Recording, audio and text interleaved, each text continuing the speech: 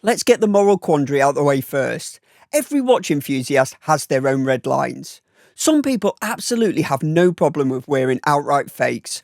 Others are perfectly happy with homages that are essentially the same watch with a different logo slapped on the dial. Most of you watching this probably sit somewhere in the middle. Homages are fine, but you prefer at least some attempt at doing something a bit different. But the more contentious issue seems to be this. Homaging a Rolex? Completely acceptable. Homaging an affordable microbrand? A crime worse than funding a South American cartel. Personally, I'd much rather buy an original microbrand watch than a homage of one, even if it costs twice the price. But when those microbrands are 8 to 10 times the price, let's not kid ourselves, they're not aiming at the same customers. But anyway, this new Cadisen TI-7, let's see what all the fuss is about, including one glaring and unforgivable mistake.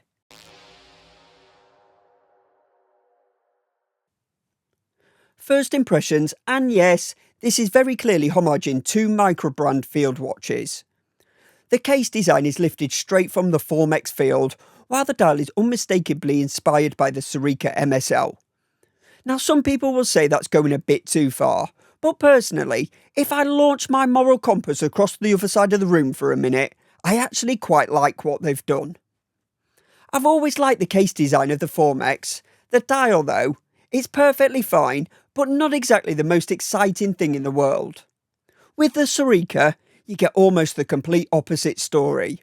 The dial design is genuinely one of the best looking field watches out there. The case, however, again, perfectly decent, but a little bit on the slabby side. So what Cadisen have done here is essentially take the best bits of each watch and mash them together into something you could almost argue is new. And all the while keeping it caged up in that mega budget territory, so it's never realistically competing with either of the originals. And overall, they've actually done a pretty decent job of it. It looks good, feels well made, rugged and light. Exactly what you'd expect from a compact titanium field watch. Specs include a 40mm sandblasted titanium case with anti-fingerprint coating, 49mm lug-to-lug and 11.5mm thick. It has a sapphire crystal up top, a screw-down crown with 100 metres of water resistance, a mineral display caseback and the Miyota 8215 inside, obviously to keep the budget in check. It's paired with a tough nylon strap and a pin buckle to complete the no-nonsense look. There's 3 colour options available, this cool grey version, a blue version and one with a creamy white dial, and the price comes in at around £95 before the anniversary sale kicks in. And as usual, I'll be giving this one away to one of my channel members, so if you fancy the chance of grabbing this, or every other watch that comes in for review, then please consider joining the fully Lumed family by hitting the join button below the video, and while you're there, a like and subscribe would be amazing. Thanks. The case design is very functional, with a slightly odd mix of contemporary and almost brutalist design elements. But somehow it all works rather well. The shape is mostly sharp angles and flat surfaces, with just enough subtle curves scattered around to soften the starkness and stop it feeling too severe. Finishing is simple, as you'd expect. The entire case is sandblasted titanium, but some attention to detail hasn't been ignored, including a neat chamfer running along the sides and down the lug tips. The finishing itself is quite nice, and the anti-fingerprint coating actually works reasonably well. That said, the finishing isn't perfect, particularly where the angles flare outwards, and the sandblasting becomes a little bit less consistent in those areas. On the left side, Cadisen have decided to engrave their branding deeply into the case. It's crisp and well executed, but personally, I'm not convinced it adds anything to the design. Some people might find it a bit off-putting. I don't hate it, but I certainly wouldn't miss it if it wasn't there. One thing I do take issue with though, is the sensation of running my fingers across the titanium. This isn't unique to this watch, it's a thing with most sandblasted titanium cases, but that almost chalky texture, like rubbing your fingers across an old school blackboard, I don't know what it is about it, but it sends a chill down my spine every time, which naturally makes using the crown slightly less enjoyable. To be clear, there's nothing wrong with the crown itself. It's nicely knurled, signed and a good size for the watch, and extremely smooth in operation. It unscrews easily and threads back in without drama. But that feeling, especially when your fingernail brushes the case. Maybe I'm weird, but I really don't like it. Flip the watch over and you'll see the Miyota 8215 ticking away through the display case back. I've said it before, the Miyota might not necessarily be the better movement than the NH35, but it's certainly a much nicer looking one, which makes the decision to include a display case back a bit more justified. Around the case back is the usual ring of information: water resistance rating, model details and the brand name. Cadisen. Yes, somehow they've managed to spell their own name wrong. How that slipped through quality control, I genuinely don't know. But thankfully, it's only on the case back. All in all, I actually really like the look of this case. Even if the design isn't original, it feels modern, rugged and appropriate for a contemporary field watch. But that moment when my fingernail touches the titanium, I still hate it. Thankfully, it spends most of its life on the wrist, and wrists generally have fewer nerve endings. For me, the dial is the standout feature of this watch.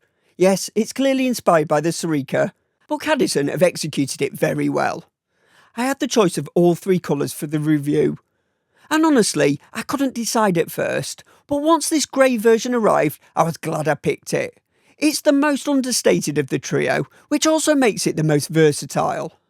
This is one of those watches that could quite happily sit under a shirt cuff or be knocked around on a weekend hike without looking out of place. The dial uses a two-tone layout, with a darker grey outer ring and a lighter grey centre section.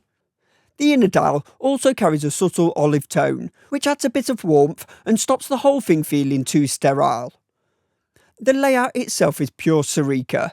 You've got the double hour marker system, buttons on the outer ring marking the hours, and a mix of circular and stick indices on the inner section.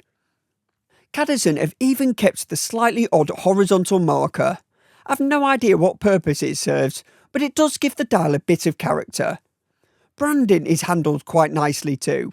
At 12 o'clock, the Cadisen triangle logo is applied and loomed, which integrates neatly into the design without shouting for attention.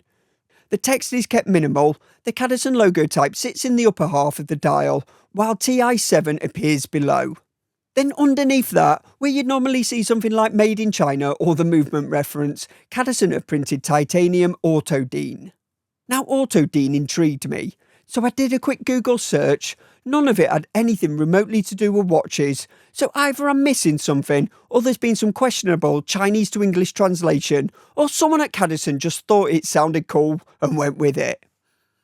The hands are also clearly Serica inspired. A Dauphine style minute hand, an arrowhead seconds hand and a small arrowhead hour hand. Although personally I think that hour hand is a bit too small. The original Serica uses a much larger one, which gives the dial more balance. Here it feels slightly timid next to the minute hand. Cadisen do add their own splash of colour though, with a bright yellow seconds hand, and against this muted grey dial it pops nicely and adds a bit of energy to the dial. Lume is applied everywhere. Every marker and every hand is filled with C3. And it looks great initially, and the glow across the indices and buttons is nice and even. The only slight disappointment is the handset. The lume there is noticeably dimmer, particularly on the hour hand. It's not terrible by any stretch, but it does feel like the most useful lume has taken a back seat to the more decorative stuff. On the wrist, this wears much better than I expected given the 49mm lug-to-lug. Part of that comes down to the weight, or lack of it. The titanium case keeps things incredibly light. It also sits flat against the wrist thanks to the low-slung display case back, which is recessed neatly into the case. Add in the nylon strap which moulds around the wrist easily, and the whole thing ends up wearing very comfortably. The strap itself is actually pretty decent for the price. It feels well made and it comes with a thick metal buckle finished in the same sandblasted texture as the case, which I believe is titanium too, along with the metal keepers to hold everything in place. There's even an extra reinforcement pad stitched into the strap around the pinholes, which should help it hold up over time. All in all, this is a great design. Granted, not Cadisen's design, but it was Cadisen's idea to take two very different watches and merge the best bits into something that still feels coherent. The case does look fantastic, even if the texture gives me the creeps. But I'm fairly confident this is a me problem rather than a design flaw. So the question is it worth the roughly £100 it currently sells for? And honestly, yes. You're getting a very good looking watch made from genuinely premium materials at a price that's hard to argue with. The only real dilemma is the moral one. Not whether it's worth the money, but whether your conscience is comfortable wearing something that's essentially stitched together from a couple of micro brands. Thanks for watching, please like and subscribe, and I'll catch you in the next one.